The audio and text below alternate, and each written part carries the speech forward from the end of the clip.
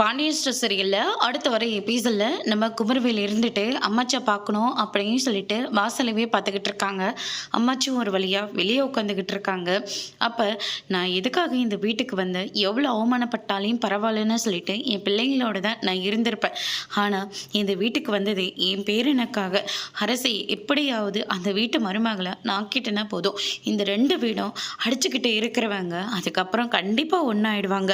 ராஜியோட கல்யாணத்துலேயாவது நாங்கள் ஒன்றா சேர்ந்துருவோன்னு பார்த்தா பிரச்சனை தலைக்கு மேலே பறந்து போச்சு. ஆனால் இப்போயாவது குமரவேலுக்கும் அரசிக்கும் கல்யாணம் ஆயிடுச்சுன்னா கண்டிப்பாக இந்த ரெண்டு வீடும் சமாதானம்னு பார்த்தா எங்கள் மாப்பிள்ளைக்கும் பொண்ணுக்கும் இருக்கிற பிரச்சனையவே என்னால் சமாளிக்க முடியலையே அப்படின்னு சொல்லிட்டு ரொம்பவே ஃபீல் பண்ணிக்கிட்டு இருக்காங்க. அதுக்கு அடுத்து தான் நம்ம குமரவேல் இருந்துட்டு அமைச்சு அப்படின்னு சொல்லிட்டு கூப்பிட்றாங்க. குமரு எப்படா இருக்க அப்படின்னு சொல்லிட்டு விசாரிக்குவோம். நீங்கள் இல்லாமல் அந்த வீடாகவே இல்லாமாச்சு. தயவு செஞ்சு அப்பா பேசினதை எதையும் பெருசாக எடுத்துக்காங்க, மறுபடியும் வீட்டுக்கு வாங்க அம்மாச்சி அப்படின்ற மாதிரி சொல்லிக்கிட்டு இருக்காங்க.